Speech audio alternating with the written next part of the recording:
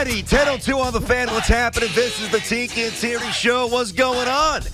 I'll tell you what's going on. I am feeling good today, Barber. Real why good. Why is that? You know why? I'm feeling really good because the one thing that I was worried about, I'm no longer worried about.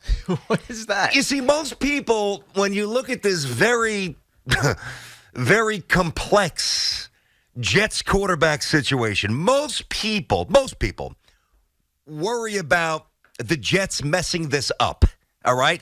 The Jets will find a way to mess it up. The Jets will do this. The Jets will do that. The Jets will be left with nobody. Jets, Jets, Jets. I am not with those people. My only concern was, are the Jets going to be a victim of timing? Will the logistics sabotage this offseason quarterback overhaul grand plan?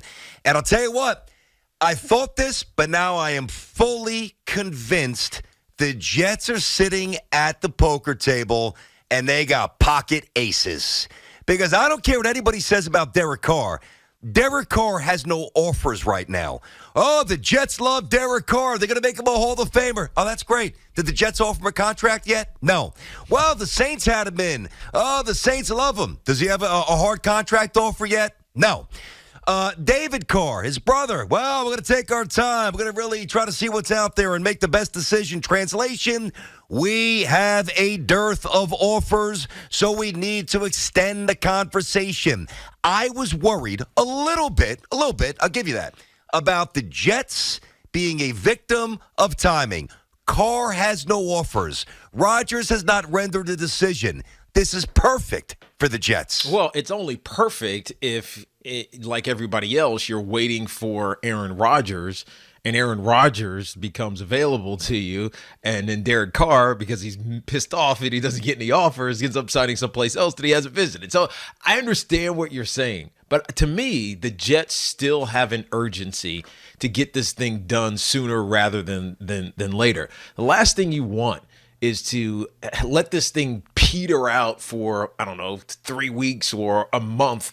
And the next thing you know, Aaron Rodgers signs somewhere else. Derek Carr decides he's not happy with what he thought he was getting in New York with the Jets, and he goes elsewhere. And then you're stuck, and it's later. And you have more urgency because this, the league year starts, the offseason programs start, and you're nowhere near ready, because you didn't get this thing done when you could have gotten it done. I'm of the belief when a guy comes into town and you really want him and you really like him, don't let him leave town. And I know you're waiting for Aaron Rodgers. I know it. I know people want to believe in this towel of Aaron Rodgers, but you have no idea what Aaron Rodgers wants to do or what he's going to do. So you can't rely upon it from me. Yeah, and by the way, that's where you and I fundamentally disagree. I think that the Jets on some level have some sort of intimation, or they've gotten some intimation that they at least have a basic sense of what he's thinking. I've always said that. I can't prove that I'm right, but I just think that in the NFL, the digital era with relationships being paramount, Joe Douglas being well-connected, being well-respected around the NFL, I just can't fathom a situation, a game of chicken, high-stakes poker like this, that the Jets GM doesn't have a little sense of what Rodgers is thinking. Now, listen, you can sign Derek Carr, and it's a good move. There's no question about that. If that's what comes to fruition down the road, well, we'll cross that bridge when we get there, and I'll be fairly enthused about it and buy it. But signing Carr now is idiotic. It is dumb. It is unnecessary. It is just, it's desperation. You let this play out. Listen, you don't want to. Teague, let me ask you this. You don't do this to Derek Carr because you would offend him. But I'm gonna say this to you. All right. So the Jets just had him in for the weekend. We saw the pictures in Florham Park, good restaurant, whatever. Having a good time, right? Was at the facility. Jets have an impressive facility. They do. Beautiful homes out there. You live there. I'm sure he loved it. Okay. He didn't get an offer, because if he did, he may have signed it. And then obviously that precludes you from going after Rodgers, and Rodgers is target one. He went to the Saints. Same deal. Liked the tour. Had a good time. Did not get an offer. All right. So you've got to this is callous, but this is just the way it is. If I wanted to be a jerk and I could say, hey, Derek, all right, What else do you have out there, buddy? Not what you think you might have, not what you'd like. What offers do you have? What would the answer be? None. Okay. There aren't any. Advantage Jets. Yeah. Well, So yeah. there's zero. Can we please? Can we? I can't hear this anymore. I hear it on every show, every call, every tweet. Can we understand one thing? Derek Carr has no offers, and you cannot sign a paper without an offer on the other end of the paper. So there's nothing that the Jets have to do now to entice Derek Carr. Let it play out. If Derek Carr wants to be angry at somebody, he should be angry at Aaron Rodgers, because if Aaron Rodgers is sitting in the dark and coming out to make a decision, every team, and we've talked about how there are a lot of teams that are in this spot, are waiting for Aaron Rodgers. Everybody's waiting for Aaron Rodgers because they believe in their minds, whether it's warped or real, that maybe we have a shot at Aaron Rodgers. Every team is thinking that. I disagree with that. But so, keep going. I really disagree with that. But even if they don't have an actual shot, every team believes that they have to explore it. Right? When you have the opportunity to go get an MVP candidate, multiple MVP candidate, and a guy who could change the immediate fortunes of your franchise with the snap of his finger just by being there, even if he is petulant and odd and different and changes your culture, he's going to be a great player on the field. We know that.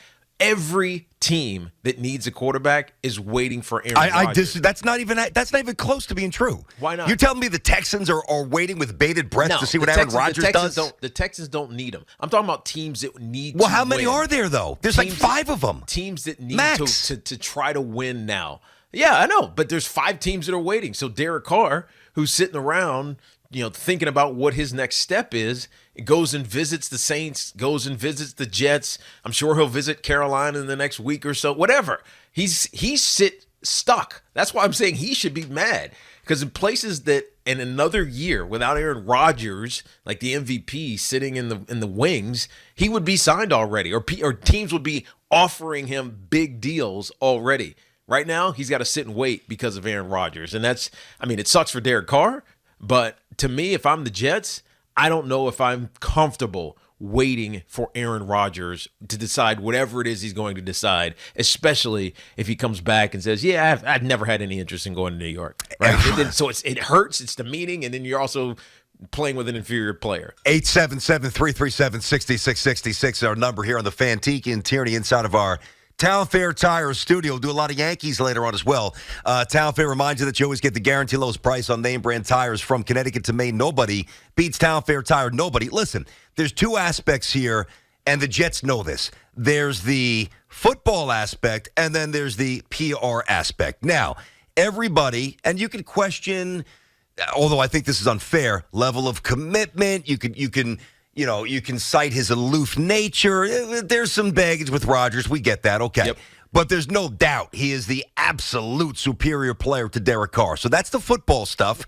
So right away, from a football point of view, it gives you a license to wait because Rodgers' talent reinforces, and it's easy to understand why you would wait. And the other thing, too, from the PR point of view, is if you don't wait, which I know that they will. I think it's ludicrous to sign Carr today or tomorrow. It makes no sense. You don't have to. But if they did do that, and then it comes out that Aaron Rodgers was interested in the Jets, it's over.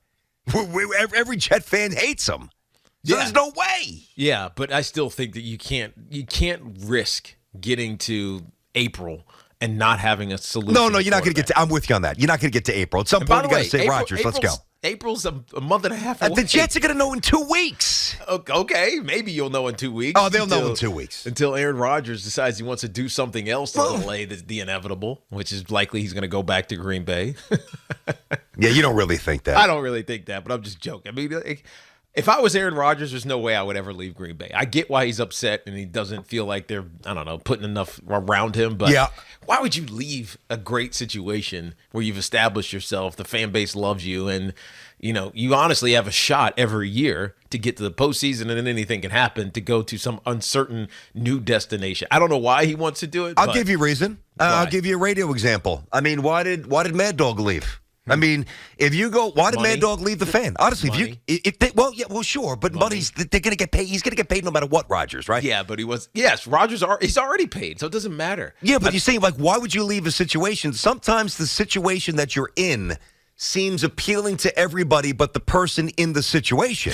I mean, really, listen, when that went down and, or when I was younger, like, I would look at it, I'm like, oh, my God, that's the life. I mean, Mike and the Mad Dog, you're making big money, you're on the fan, blah, blah, blah.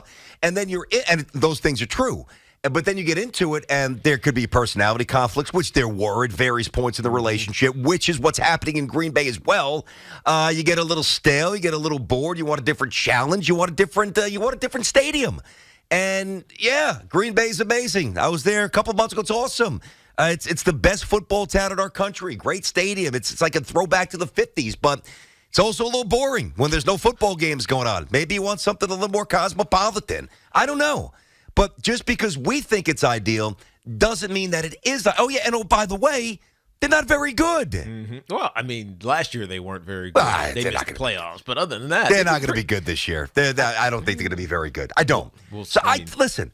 I think he's leaving, and by the way, so do you. Yeah, I mean, I do, but I also have no idea where he's going. Like, if I had an indication, if it was like with Derek Carr, where Derek Carr has taken some visits, and that's an indication of where he's interested in going. And right now, it's New York with the Jets and the New Orleans Saints. I'd feel comfortable waiting on Derek Carr because you have an indication that he's interested in you. I'm talking about now if I'm the Jets. Yep. I have no indication that Aaron Rodgers wants to be here. And so why am I waiting? So to me, there's got to be an urgency. And by the way, I get the sense that there is that urgency for Derek Carr. It's why you say, from the outside, we'll call it outlandish things like, Derek Carr, if you win a championship in New York, guess what? You're going to be a first ballot Hall of Famer. So, and listen, we're putting two guys in Canton in August. We're feeling ourselves here. Hall of Fame, you. Whatever you got to say to make it happen, you do it. And I think that there is that urgency there. I do think that they're pushing heavy for Derek Carr, and whether or not they're going to wait for Aaron Rodgers, we'll see. Oh, they're going to. They're going to. What they're doing, they're laying a foundation, Teak. They're laying. It's called placating. You just don't know. No, I do. No idea. I do know. I do. I promise. They're going to wait for Rodgers. They are what they're doing is very smart. By the way, they're placating's the wrong word. They're showing Derek Carr the love, and I believe it's sincere. I believe the Jets will genuinely be happy if and when they sign Derek Carr. But they know in that room and in that building, they need to know absolutely, nope, not happening with Rodgers. And if they get that, then when they pivot, it's pivot time, they can go back to Derek Carr, and it doesn't seem disingenuous because the love they're showering with him now, the affection is real. The connection is real. It's palpable. And even Derek Carr knows it's Aaron Rodgers. Even he knows it's Aaron Rodgers. Well, I mean, of course, that's why I'd say he's upset. He'd be upset if he's upset with anybody because he hasn't got an offer. It's because all these places that he's visited and likely will go visit are going to wait. He's not going to get an offer, and that's got to be frustrating to him because he's a good quarterback and he'll be a starter somewhere in the league this year, but he's got to wait on Aaron Rodgers. Aaron Rodgers holds the chips, and Aaron Rodgers isn't saying anything. Yeah, listen, I know that this is every day, but this, I don't know if I've heard – this is incredibly compelling. I mean, the quarterback situation is riveting stuff. Now, I want to get these calls here. If you want to tell us, and I respect it for sure, sign Derek Carr. He's younger. It's a longer bridge for, relevant, meaningful playoff football. All right, I still wouldn't do that. That's choice number 2, but I could get behind that football thought. If your main motivation to signing Carr now is because you're getting a little tired, a little antsy, a little disenchanted waiting for Aaron Rodgers, that's weird to me. Like, I don't process it that way. Once I get the answer from Rodgers, we pivot to Carr, not before it. Rodgers must be number 1. He is number 1, and you got to go after number 1. Eric's in Clifton. What's up, Eric? How are you, buddy? BT, I absolutely love you, but you are completely delusional on this one. You guys had a chance to lock up Carr.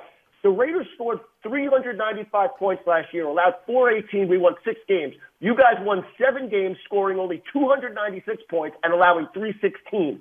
The Packers scored 370 points, 25 less than the Raiders. You had a chance to lock this guy up. You said the key word, show him love. He was tossed out of Vegas like trash. You guys should not have let him leave Florida Park. You have no idea what Rodgers is going to do. Eric, let me ask you. Eric, can I ask you a question? If now, listen, I like Derek Carr. I don't want to get this twisted, okay? And as many as the numbers you just threw at me, you left out one very important number, 0, as in playoff wins for Derek Carr. But anyway, if he would hold on. That means nothing. Oh, no, that's not true. But there are circumstances which I will grant you. True. They were 0-4 combined before they went to the new cities. They won 2 Super Bowls. Eric, listen. I'm not saying it's all his. I'm not saying it's his fault entirely. But let's not jack the narrative. He's 32 with 0 playoff wins. That's a fact. Now, if he's that great, and I know he's good, but if he's that great that the Jets should rush to sign him, why the hell did the Raiders kick him to the curb? Because McDaniels needed a scapegoat for taking a team that had 10 wins, went to the playoffs, and he took them backwards to 6 wins, and he looked like an idiot when he did it. Him and Ziegler, I told you this, they are in a position now. They moved the goalposts towards themselves when they went after Devontae Adams and gave up Cap. They are going to have to give everything to the Packers because if they don't get Rodgers, they're going to be out on their ass in 1 year. And let me ask you one question, BT. Mm-hmm. When's the last time the Jets had a top half of the league quarterback? Very few times in my entire life. I mean, Okay, I'll tell you, Vinny Testaverde. That's all you need on this roster. No, but Eric, you're making a mistake, Eric. And I love the passion, and I know you're a Raiders fan. I know that you've watched Carr more than me, though. I've seen him play a lot. Obviously, that's your team. You watch every snap.